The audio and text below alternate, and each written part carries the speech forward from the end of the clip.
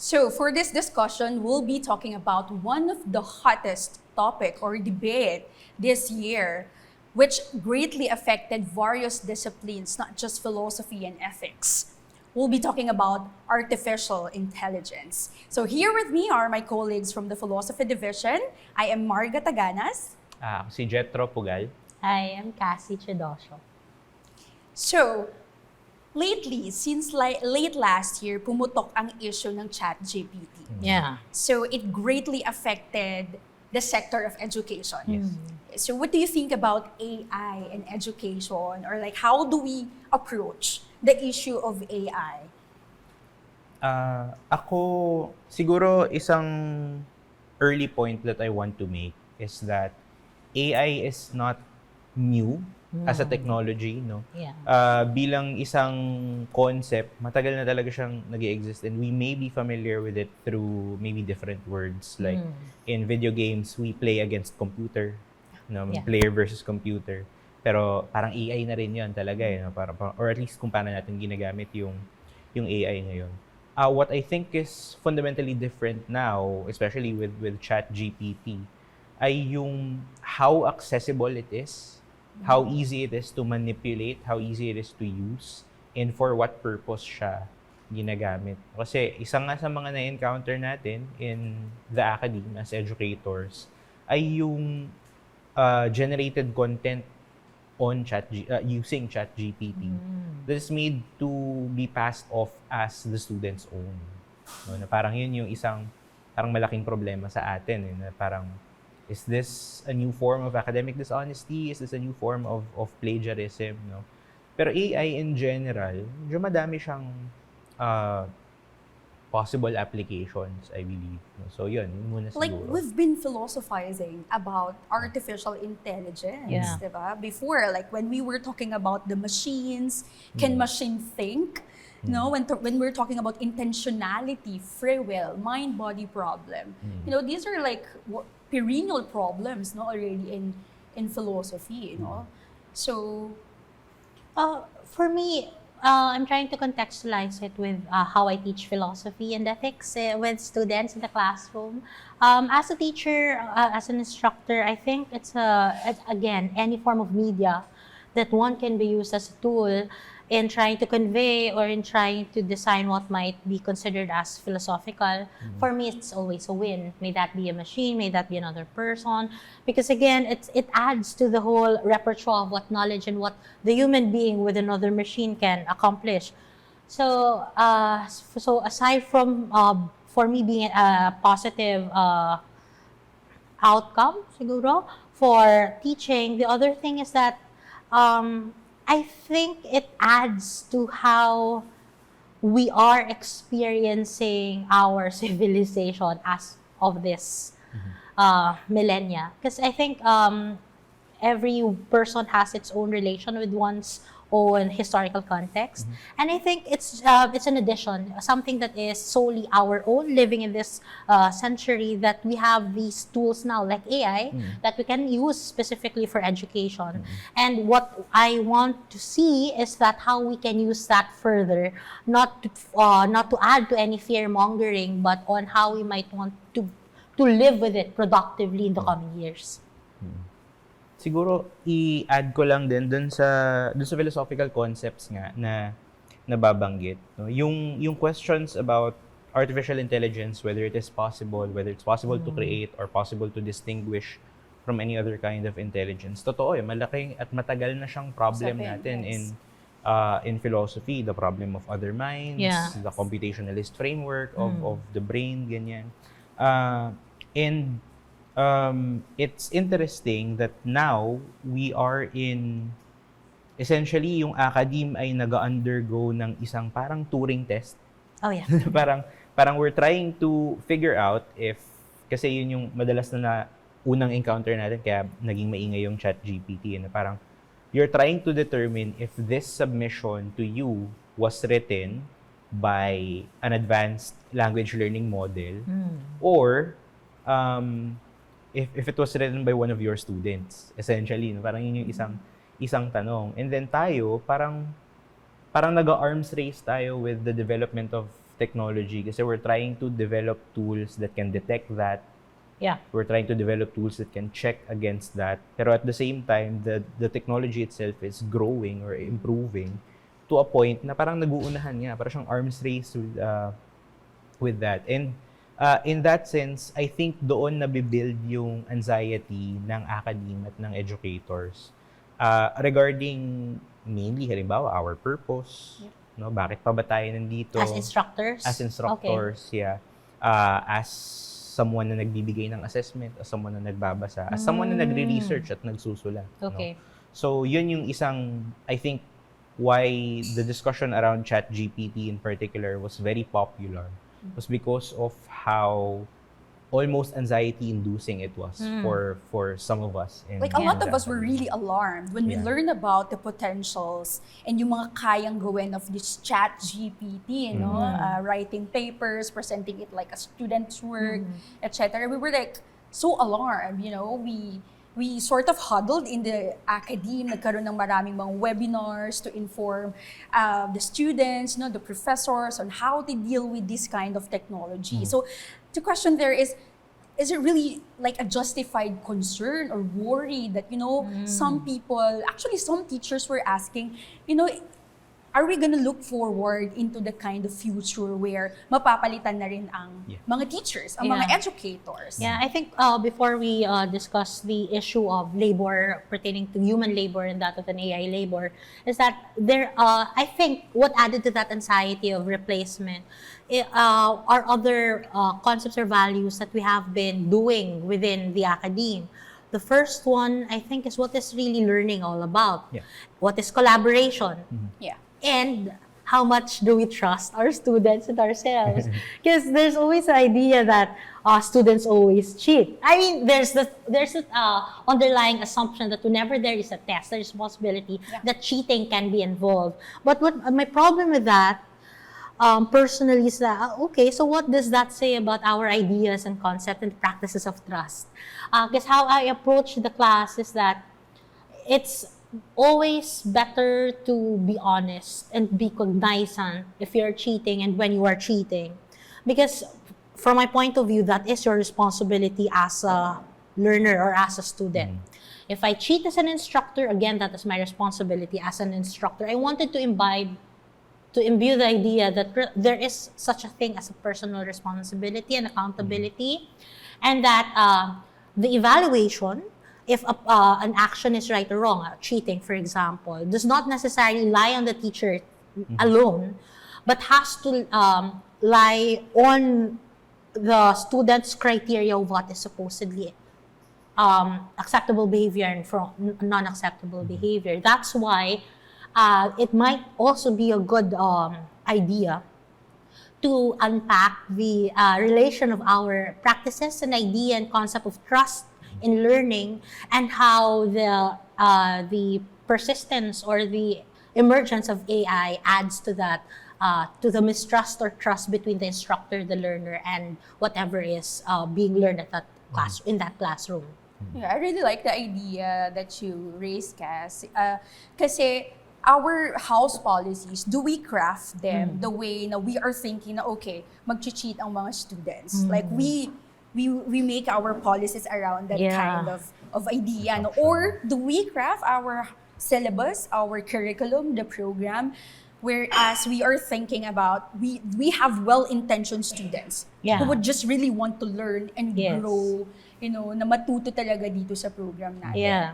So I think we can also talk about the positive effect, at least, of AI. Because if we've been talking about AI for years already, so suppose what can we say are the benefits of using AI in teaching, especially that's yun talaga yung linya natin on how we can use AI to elicit and at the same time para to improve learning experiences of our students.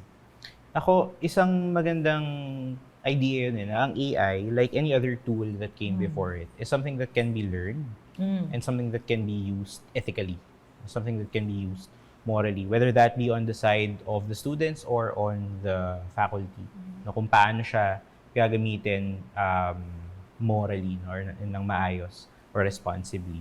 isang Twitter thread, I believe, na nabasa ko nung a couple of weeks ago, may isang instructor na ang ginawa niya, pinag-generate niya yung mga estudyante niya ng papers dun sa From using ChatGPT. ChatGPT. Yeah. Okay. Yeah, and then they were asked to cite them, no? As in the full I instructions think I of the saw paper. that too. Yeah, diba, okay. no? And then, after submitting that, sila din mismo, yung students din mismo yung mag-check how reliable and how relevant Yeah. were the sources cited. Mm-mm. No? And from that, sa students mismo nang galing that may use ang ChatGPT, for example, maybe when summarizing things, no? But it cannot replace the critical eye of a researcher. Kasi doon ka magpipino ng relevant ba actually to doon sa topic ko? Or totoong source ba ito mula sa isang totoong article? Because ChatGPT also makes up sources, di ba? Yeah. Na parang magsasabi siya ng libro na non-existent. And the idea that I got from that experiment or from that assessment of that class was to in designing the classroom, in designing the interaction that the student has with the material and with the faculty, importante yung virtues ng responsibility, Yeah. no? Intellectual responsibility, intellectual honesty, and yung idea na sa students mismo nanggaling yung concept na it's not really something that will replace me as a student or an easy way para sumulat ng isang essay, but rather it can be like an advanced search engine that I can use, Yeah. but I have to be critical about. Yun Yeah. yung importante. And I to have cite be it if critical. you use it Oo. or not. O, to They also cite use that, it no? actually to brainstorm. Yeah. Parang it helps them brainstorm when they're writing papers. So yeah, that's like a good example of how these AI can actually improve our learning experiences. So I think in my case naman, we just don't realize na hindi lang ChatGPT ang Yeah. mga AI tools that we can use in education. So for instance, our LMS. So when the pandemic hit, and then we're all affected. We were forced to migrate, our classes online, like literally overnight. And parang, kumbaga, we're just navigating from unfamiliar waters during this time. I mean, maski ako, hindi rin ganun ka-familiar with the Google Classroom. Yeah, I still get confused with it. Exactly. So it's like, how do we do this? Like the students are also expecting that, they've been saying we have to adapt, and like this would require us to do some massive upskilling. So digital savvy ka man or not, talagang kailangan natin mag-upskill during these times to still, continue yung learning na ating mga students. So, itong mga to, they are actually AI-powered. Yeah. So, when I started using LMS, I think naging organized, mas organized yung pag-handle ng klase, the repository. At the same time, as a thesis advisor, I was also using Grammarly to help, check the students' works. So, kumbaga, in a sense, while these already handles issues like classroom management, parang it also saves me time kasi, well, they could just go to our LMS and then just check kailan yung next exam. They can check the schedule, they can check the submissions being. So like, I'm only focused on the content that I will deliver. So it's like, it really saves us time, and at the same time, I think it helps them na dahil organized din yung kanilang organize yung mga materials in the classroom, and they are just like one click away. And our students, talagang nasa computers and cell phones na lang din sila. Like everything is like just one click away. I think that also helps with our students.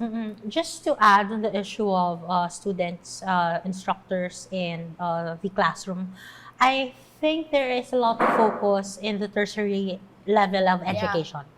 Because I was thinking, if there is now data, hopefully coming from the departments of our government on education, the higher education, on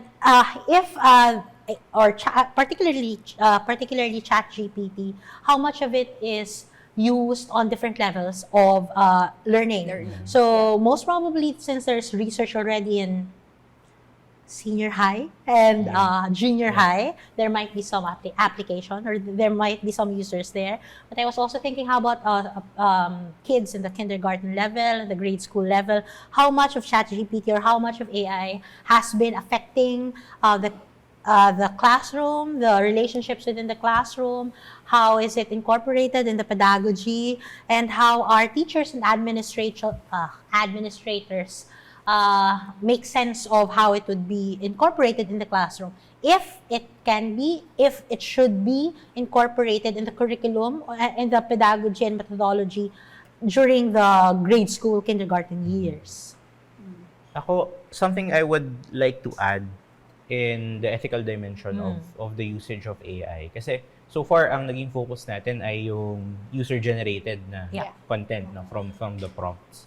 Pero yung at its core, isa din sa, I think, importante pag-usapan ethically ay yung sources or yung training data na pinagmumulan nitong model essentially. Kasi I saw this discussion among artists generally na parang they were training, or the model is trained on their data and their artwork, tapos ginagamit yun to sort of copy their style to be generated. So parang may dimension din siya na kailangan nating pag-usapan tungkol sa data privacy. Oh yeah. How much of what you put out online is actually yours? How much of it can you claim as yours? And what can you do if halimbawa meron ng hindi mo alam na inauthorize mo or unauthorized na nag-train on your data. Yeah. So that's another dimension that becomes important to us as philosophers, particularly kunyari sa field of aesthetics. Yeah. It becomes important to us na ituloy yung discussion about this, na hindi siya black and white hindi siya simple na AI good, AI bad. It's a very nuanced and very multi-layered na system that has multiple applications in multiple sectors. Yeah. And I think because of that, we can go back to the discussion earlier on human labor. Because I was also thinking, okay, if there is an anxiety on the source of authority, or who is the author of this particular work of art, or who is the author of this particular design, framework, essay, then maybe we might also want to ask, what is our relationship to our work, and if our work are also commodities, and how much of our skills and how much of our knowledge is also commodity. I understand it's a commodity within a capitalistic framework, which we are now participating in, yes. But is it solely just because of can it not just be a form of expression rather than work as a commodity? May that be AI powered or not? I think when it comes to halimbawa skills, and commodity, dito tayo pwedeng bumalik sa idea that AI is a tool. It's something that we can use. I think importante 'yun dun sa usapan na parang we want to make sure that we are not, or our most human aspects are not replaced by artificial intelligence, but rather we hold on to these human aspects, and our expression of it and our skill regarding this is augmented by whatever technologies we have so far. Siguro ibigay ko na ring example lately yung strike ng Writers Guild of America. One part of their negotiations ay yung against AI.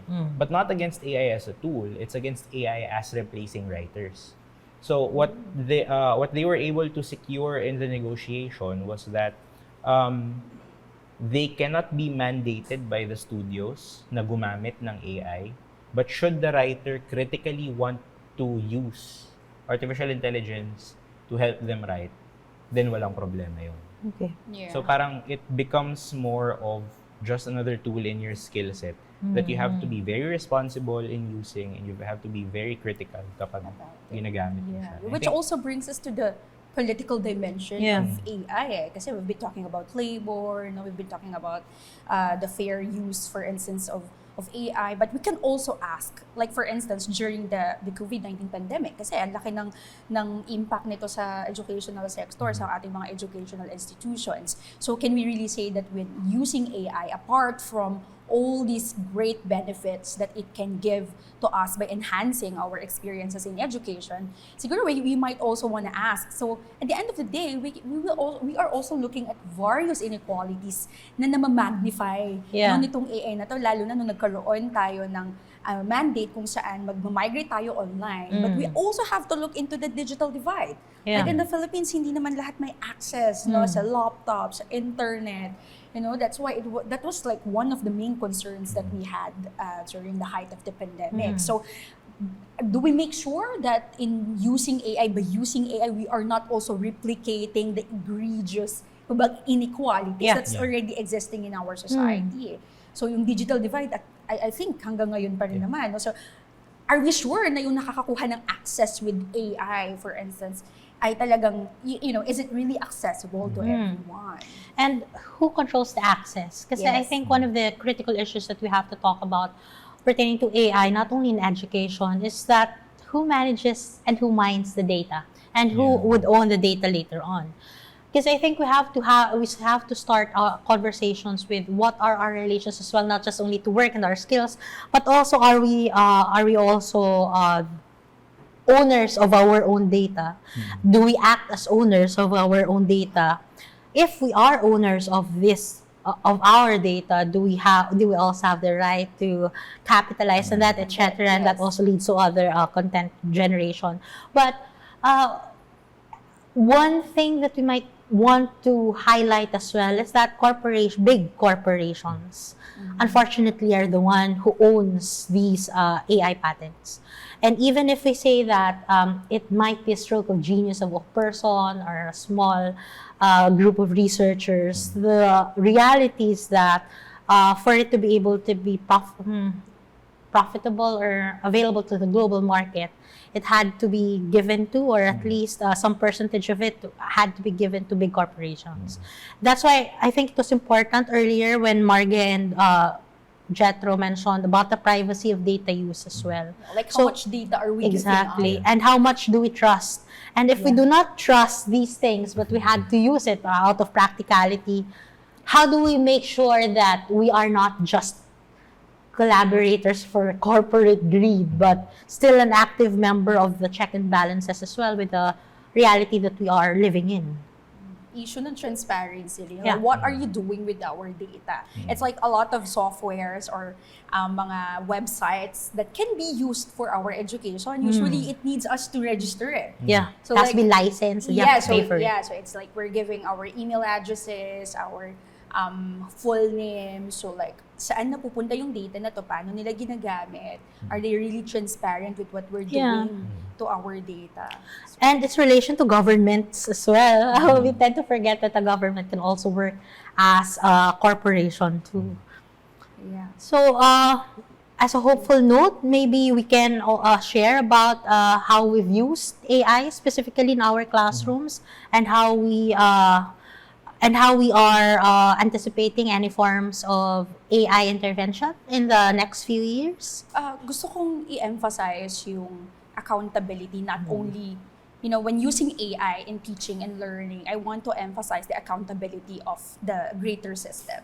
Like, okay, like a lot of people are asking, or educators are asking, how do you manage the use of AI in your classroom? Pero I think a lot of people miss the fact that hindi lang ito burden ng mga educators natin to determine sinong yung gumawa ng ganitong academic dishonesty, sino yung papatawan ng or bibigyan ng ganitong kinds of disciplinary actions because of the use of AI. I think it should be a multi-sectoral, no, multi-stakeholder na usapin, no, yung ethics na to, kasi we will talk about the legal implications, the ethical implications, no, the political, the social here. So like we need our administrators, you know, we need our lawyers, we need the policymakers, the government, you know, in determining, you know, how will we approach, you know, the ethical implications of AI, not only in education, pero di ba sa atin as individuals, no, gearing doon sa goal of human flourishing in general. To add to that, siguro aside from the infrastructure side, siguro pwede rin nating i-acknowledge yung systemic nga na problem within the educational system itself, no, yung commodification of learning, and yung pagtanaw natin sa mga estudyante at dun sa mga pinapasa nila as mere outputs that have no relation to actual learning. No? Kasi parang ako, how I would suggest na paano responsibly gamitin siya yung AI is to make sure that you are fostering a learning community, a community of inquiry, no? Na isa kayong group, kunyari yung isang section, isa kayong group na sabay-sabay nag-i-inquire at sabay-sabay gustong matuto. Learning should be the goal of education, hindi yung pagpasa ng output na makakauno ka or yung assessment. Oo, no? So, yung Requirements. commodification na yun, that's a much more systemic problem that we have to factor into the discussion of the use of any tool sa pagpapabilis ng submission. So, I think we also have to rework our idea of what education on a large scale should be. Reevaluate Yeah. the purpose of education and how we see our students. For me, I think, just to add about what learning is, I think learning should always be fun. And when I say fun, it does not just mean that you have to learn something new. Sometimes it's just about reworking old concepts and old models and trying to see how one can be happy and make meaning with it and make sure that one lives a good life. And the other thing is that we make sure as well that our learners, including ourselves as instructors, also foster a community of trust and healthy doubt. So, And learning best practices, sharing Yes. best practices. not only for with our education. learners, but also with our instructors and professors as well. So, I think we can now, we can end the discussion, the delightful discussion of AI's use in the classroom. And as always, we hope that these issues would also be discussed not just in the classroom, in the academy, but also in our everyday lives.